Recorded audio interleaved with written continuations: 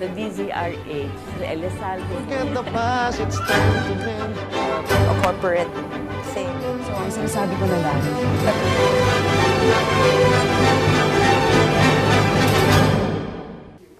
Isang mapayapang hapon Pilipinas. Narito ang inyong balerina ng bayan, si Lisa Macuja, na bumabati sa lahat ng nakikinig sa DZRH at sa lahat ng nanonood ng RHTV, lalong-lalo na sa ating mga kasamahang alagad ng sining at kultura sa buong bansa. Unang araw ng Marso, at nakikisama tayo sa buong Pilipinas sa pagdiriwang ng ating buwan ng kababaihan. Kung hindi pa ninyo alam, mula noong 1988, ipinagdiriwang na natin ang buwan ng Marso bilang Women's Role in History Month. Bukod pa dito, idineklara din ang unang linggo ng Marso bilang Women's Week, which culminates with Women's Rights and International Peace Day tuwing March 8. At dito sa Art to Art, nakagawian na nating makisalo sa pagdiriwang na ito sa aming munting paraan sa pamamagitan ng pag-aanyaya ng mga kababaihang alagad ng sining na nagkaroon ng malaking kontribusyon sa advocacy for women's rights. Kaya sa hapong ito, samahan ninyo kami sa kalahating oras ng masayang kwentuhan at musika kasama ang singer, composer at masigasig na artist advocate na si Miss Bayang Barrios. Si Junilee Otero Barrios, na mas kilala ngayon bilang ang mga awit na si Bayang Barrios, ay isinilang noong June 12, 1968 sa Bunawan, Agusan del Sur. Mula sa angkan ng mga katutubong Manobo, unang nakilala si Bayang bilang bahagi ng tanyag na alternative music group na Joey Ayala at ang Bagong Lumad, na pumalaot noong dekada 90 at nagdala at nagpasikat ng alternatibong tunog sa mainstream music industry. Ilan sa mga di malilimutang awit ng Bagong Lumad na nagtatampok sa tinig ni Bayang Barrios ay ang Bathala, Agila, Walang Hanggang Paalam, Karaniwang Tao at marami pang iba. Taong 1996, nang magpa siyang mag-solo si Bayang, sumali siya sa Hanoi Music Festival nung taong iyon at nagwagi ng Golden Award mula sa Asian Vocalist Festival nito. Sa tulong ng asawang si Mike Villegas na isa ring kompositor at musikero, nailabas ang kanyang debut album na Bayang Makulay noong 1997. 6 na tropeyo ang naiuwi ni Bayang Makulay mula sa 1997 Katha Awards, kabilang ang Best World Music Song para sa Bagong Umaga at Best Vocal Performance, Best Folk Song, Best Folk Arrangement at Best Folk Album. Nagwagi din ito ng 1997 Catholic Mass Media Awards, Lorenzo Ruiz Award for Music at nasundan pa ito ng mga solo albums na Harinawa noong 2002, Alon noong 2004, Biyaya noong 2008 at Balaya noong 2013. Noong taong 2004 nang manalo si Bayang sa Metropop Music Festival para sa awiting Malayo Man, Malapit Din at naging nominee sa Forum of New Global Leaders music category sa taong ding yun. Bukod sa pag-awit at pagkatha ng musika, nakilala din si Bayang sa mundo ng teatro, partikular na sa kanyang paglabas sa mga produksyon ng Hudhud ng Dinulawan at Bugan at Gonhadan mula sa Tanghalang Pilipino, Panaw, Pitong Ritual, The Moonlit Night at Lian the Musical. Isang mainit na pagbati ang hatid ng Art to Art sa tanyag na alagad ng sining sa alternatibong musika na si Miss Bayang Barrios. Good afternoon, Bayang, and welcome to Art to Art. Magandang hapon din, Miss Tisa. Okay, marami actually hindi nakakaalam na magkasama tayo sa isang organisasyon. Okay? Dito lang tayo nagkakasama. Yes, dun tayo. Tuwing board meeting, nagkakasama tayo. Okay. Miss Bayang and I are mga board members ng Artist Welfare Project Incorporated. And in fact, magkakaroon tayo ng fundraising concerts na malapit na. Sa March 7. Yes, next week na. March 7, Saturday night, at saka March 8, meron tayong 3 p.m. matinee. Ano nga yung title? Kalahati ng langit, mga babaeng alagad ng sining sining. sa Pilipinas. Snacks naman. Okay. Kalahati ng langit talaga. Tayo yung So, kalahati.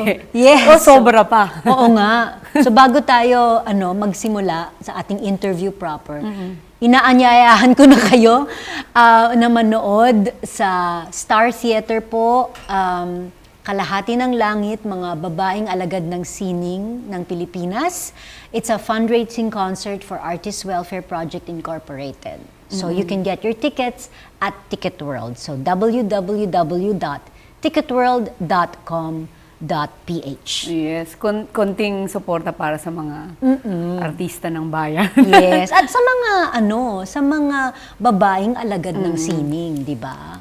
Kasama nating magpa-perform hindi pala ako magpa-perform, ang Ballet Manila ko ang magpa-perform. Kasama natin si Grace Miss Grace Nono. Nono, Yes. kasama natin si Mitch Valdez, Wow. kasama natin si Myra Beltran. Si Myra. Scarlett. Yes, at marami pa tayong At mga marami pang iba.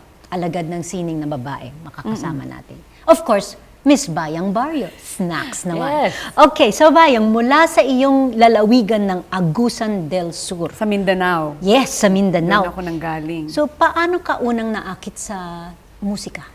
Paano ako naging musikera? Simula nung 4 years old pa lang ako, kumakanta na ako.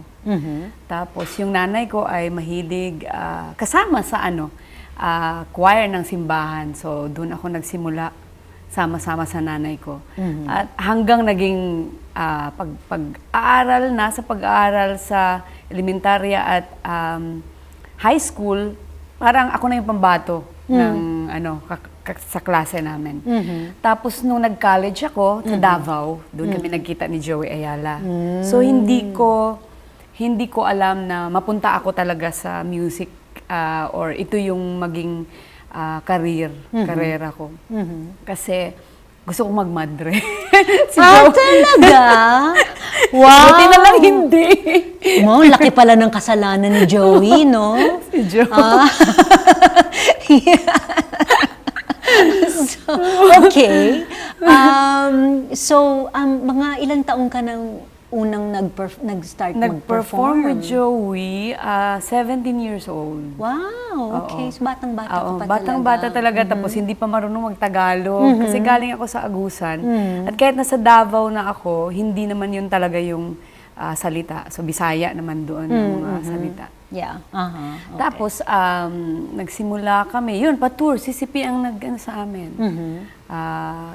Nag-tour kami first sa national. Hindi national. Dito lang sa Luzon. Dinala kami ng CCP.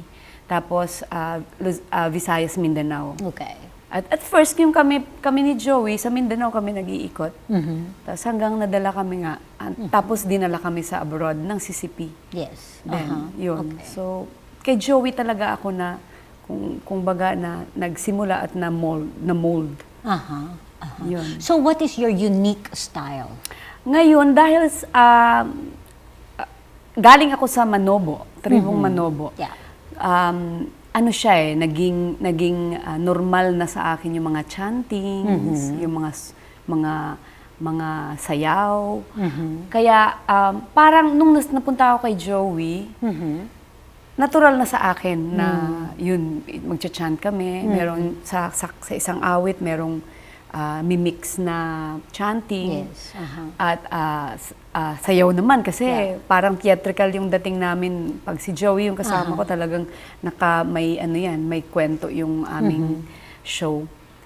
Sumasayaw din ako. So, natural na sa akin dahil ginagawa ko naman. Or nakikita ko. Kasi nung bata pa rin talaga ako, ayokong gawin dahil sa discrimination. So, pag ginagawa mo kasi yan sa amin, marami ng mga, tinatawag ko yun na mainstream Filipinas, pumupunta na sa amin. At hindi nila alam na maraming Manobo, maraming katutubo doon. At parang pag ginagawa mo yung ritual, akala nila mga aswang na iniinom yung dugo or ano. Okay. So, yung pagkabata ko, hindi ko yan niyakap. At hindi, kahit yung salita, hindi ko na nga alam. Yung parents ko, yung mama ko at papa ko, marunong sila. Pero hindi na rin kasi namin ginagawa sa bahay. So, naging Kristiyano na rin. Kaya, yun, tuloy-tuloy na ano. So, pero, dahil nakikita ko nga, actually sa amin, every, nakikita mo yung mga katutubo lumalabas. Every December, nagka-caroling, dala-dala yung mga instrumento. Pero hindi na nga instrumento eh. Minsan yung mga tambul-tambulan na lang. Yun. Tapos, sumasayaw na rin sila. Parang ginagawa nilang caroling yung mga chanting. So, yun na yung nakikita ko. Okay. So obviously, malaki talaga yung impluensya ng iyong dugong Manobo. Pero from there, paano naman nag-develop na? Naging parang fusion na, no? Oo, naging fusion na. Yung music mo. Kay Joey kasi ganun naman. Hinahalo namin yung tunog ng mga katutubo at saka sa bagong tunog. Kaya nung nagsimula akong mag-solo, nagsimula siyempre akong gumawa ng sariling mga awit. Kasi nung kay Joey ako, ang galing-galing eh. Ganun ka na lang, sige, kakanta. Parang wala ka nang gagawin, kakanta ka na lang sa stage. At alam na lahat yung kung anong gagawin. Pero nung sa akin, nag-solo ako, talagang nangangapa. Kasi kung ano kayang gagawin ko na kasi nung time nung umalis ako kay Joey, yun yung time na malakas ang Eraserheads, yung mga banda. Talagang kailangan mong gumawa ng mga sariling kanta kasi kung hindi ka mapapansin. So, nagsimula ako doon sa kung ano yung mga personal ko na experience. Like, yung first ko na nagawang awitin ay Katribo ko. Tungkol ito sa kung ano yung experience ko nung bata pa ako. Hanggang ngayon, tas, kung ano yung aking mga regrets, bakit hindi ko ito niyakap at pinagmalaki, yun yung nung kanta, buod nung kanta. So doon ako nagsimula hanggang nagkaasawa ako na rocker naman. So Mike Villegas, siya yung aking gitarista at gumagawa rin siya ng music, gumagawa rin siya ng mga awitin. Dahil sa nag-blend yung aming artistic freedom ba yung tawag nila? At saka artistic styles. Nag-blend so, yan. nag-blend. Okay. So, yun. Pati yung spirit nag-blend na, di ba? Merong rock at basta ethnic rock yung dating. Tapos may love songs din kasi ako mahilig ako sa mga kundiman. So yun yung lumalabas na style sa Bayang Barrios na mga na musika. And of course, nakilala ka sa iyong mga artistic advocacies, lalong-lalo na sa environment. The environment at saka sa peace. Okay. Kapayapaan kasi ito parati yung lalo na sa Mindanao. Yes. Kasi, So, diba? so bakit mo, parang, syempre by choice yan, ano? Bakit by choice, naisip mo na mag-focus sa mga isyong ito? Sa realidad, nakikita ko sa atin, at lalo na ngayon, like environment, ang laki na ng pinagbago, wala na tayong mga kakahuyan, naubos na. So, sa amin din, sa Agusan, ang daming punong kahoy before. Ngayon, yung ilog namin, kulay kape na. So, yun kung ano yung realidad na nakikita ko, yun yung sinusulat ko. At yun yung natural din na lumalabas sa akin. Yung mga katutubo doon, nawawala na doon mismo sa lugar, pupunta para mag-explore naman ng, like, kung saan yung maraming puno, para, kasi ganun ang natural ng mga katutubo. Kung ano yung nandyan, yun. Kaya hindi, parang sinasabihan natin sila mga tamad dahil nasanay sila na puno pa ng puno yung nandyan lang at pag magising sila, ay, andyan na yung pagkain. Pagkain, di ba? Okay. So, ngayon hindi sila maka-adopt nun kasi nagbago na. So, yun, kapayapaan dahil nang nandito ako sa Manila, nang lumipat kami ni Joey dito, nagawa ko yung Mapayapang Mundo. Dahil naririnig ko sa radyo, nakikita ko sa TV, sa amin naman wala namang giyera sa Agusan. yun lang. Pag may mga basta pumapasok na ano, Yeah. yun, nagkakaroon ng Ng tension. Oo. Okay. So kung ano yung nakikita ko sa realidad, yun yung nagagawa kong music. Tapos natural siya sa akin na kasi pwede naman, 'di ba? Kasi pwede ka namang mag-pop na lang. Pero ang dami na nila doon. Hindi, syempre Mas dapat... masaya din ako Oo. dito sa ginagawa ko. At saka, syempre, you have to be true to yourself. Yes, yes. Diba? Oo, okay. Marami pa po tayong pag-uusapan kasama ang panauhin na si Miss Bayang Barrios. Dito pa rin sa Art to Art. Magbabalik po kami pagkatapos ng ilang paalala. Programang hatid ay sining at kulturang para sa lahat. Magbabalik ang Art to Art. Schedule ng mga inaabangang konsyerto. Update sa mga magagandang panoorin sa mga tanghalan at teatro. Narito na ang Art to Art Calendar.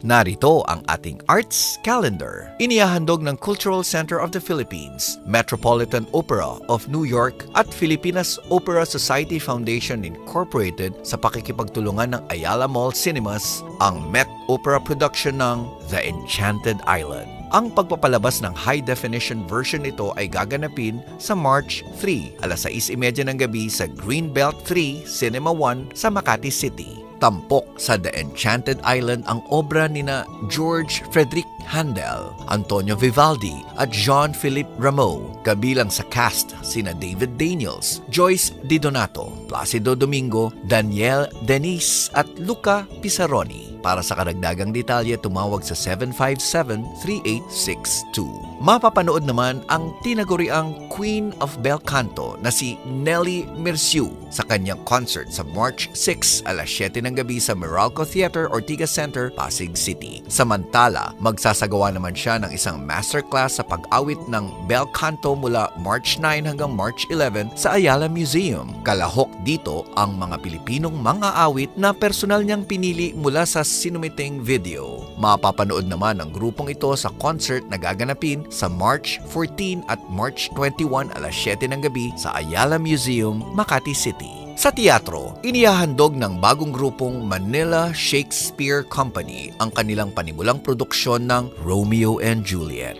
Ito itatanghal sa March 5, 6 at March 27 sa Teatrino Green Hills Shopping Center, San Juan. Ito ay makabagong bersyon ng Romeo and Juliet na ang setting ay ang kasalukuyang panahon sa Manila. Para sa karagdagang detalye, tumawag sa 0939-596-9250 o mag-email sa mnlshakesco@gmail.com.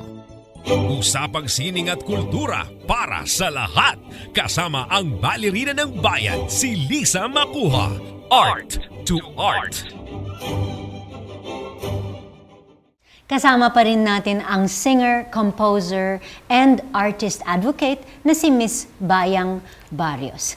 Bayang, minsan nakita ka namin nagpa-perform kasama sina Lolita Carbon at Cookie Chua bilang Tres Marias. Wow! Oo. Okay, so paano nabuo ang grupong ito?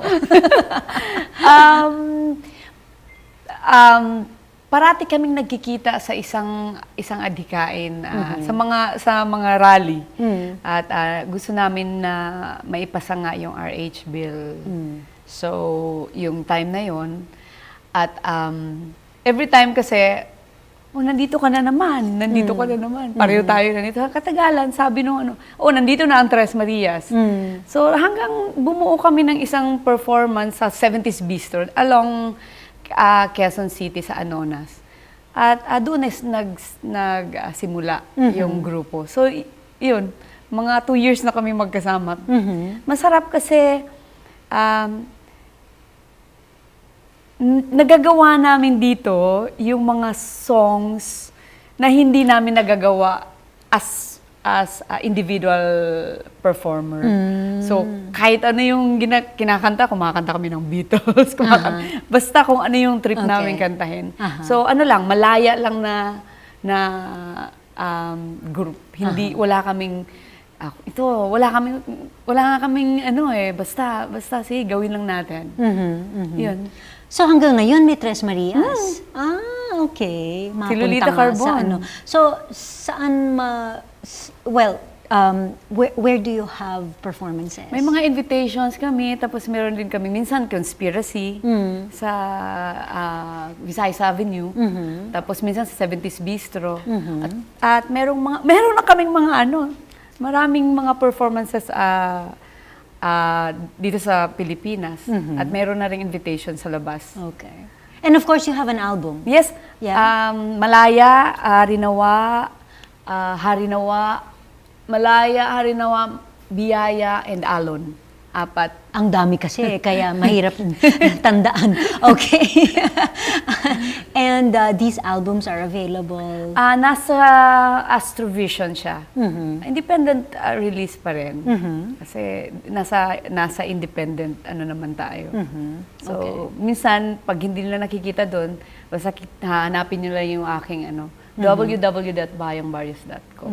Okay. So batang-bata ka pa, Barrios, batang-bata ka pa, Bayang, nung nag-umpisa kang kumanta, no? Ano ang maipapayo mo sa mga nakikinig sa atin ngayon na gustong pumasok, gusto ding maging singers? Na parati naman itong sinasabi din ng iba, maging ka lang, humugot ka ng sarili mo. Huwag kang kumopya sa iba. Kung ano yung style mo, yun. Kasi kung kopya ka, marami na kayo at hindi na tatagal yun. At maging porsigido lang sa lahat ng gagawin. At gumawa ng kung ikaw ay musikero, gumawa ka ng sarili mong awitin. Kung ikaw ay dancer, gumawa ka ng sarili movement. Kaya mo. Tatagal yun, di ba? Yun. Okay. Yun lang. May sarili kang identity. Kung wala talaga, mawawala ka. Kung saan-saan ka dadalhin. So mga kaibigan, napakiusapan po natin si Bayang na magpaunlak, awitin in celebration of Women's Month. So Bayang, ano ang aawitin mo sa hapong ito? Para sa mga kababaihan at sa lahat ng mga tao sa mundo. Ito ay Malaya. Malaya yung title. Okay. So Malaya. Mga kaibigan, Miss Bayang Barrios.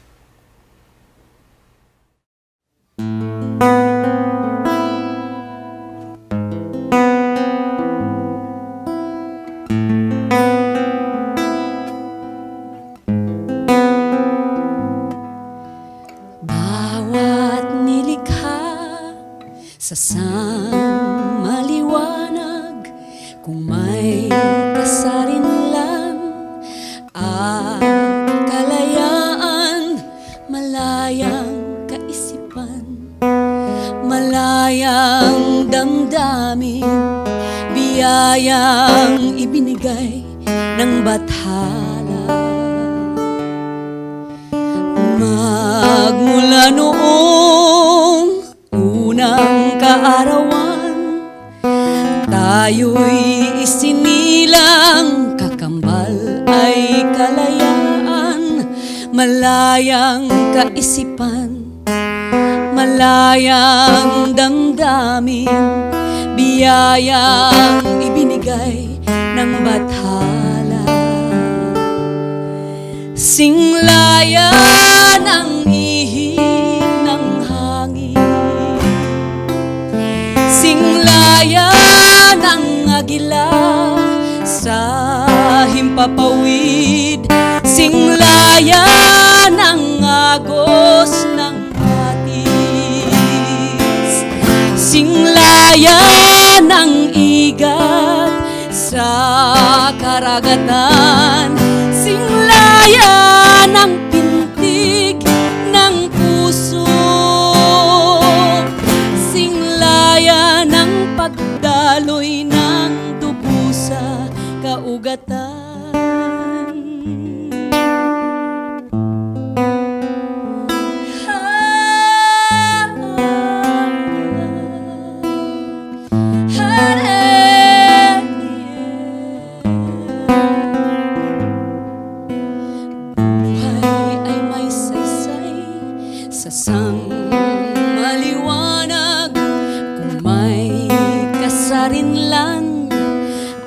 at kalayaan, malayang kaisipan, malayang damdamin, biyayang ibinigay ng bathala. Singlaya ng ihip ng hangin, singlaya ng agila sa himpapawid, singlaya ng agos ng batis, singlaya ng igat sa karagatan, singlaya ng pintig ng puso, singlaya ng pagdaloy ng dugo sa kaugatan. Hare!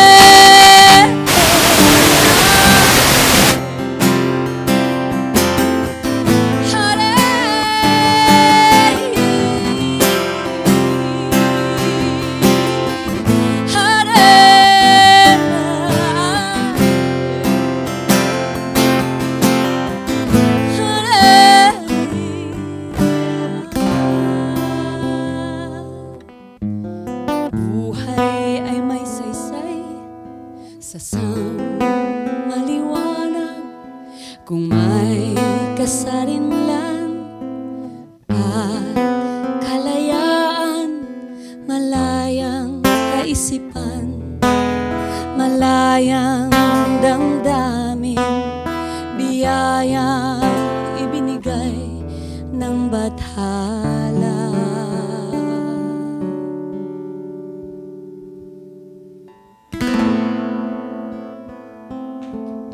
Galing-galing! Ay, maraming salamat. Maraming salamat, mga Daghang kaibigan, salamat Miss din. Bayang Barrios. And of course, pakilala natin ang magiting at matipunong lalaki na nag-accompany sa iyo sa Ang gitara. aking pamangkin ay si Andrew Barrios. Hello, Andrew, and welcome to Art to Art.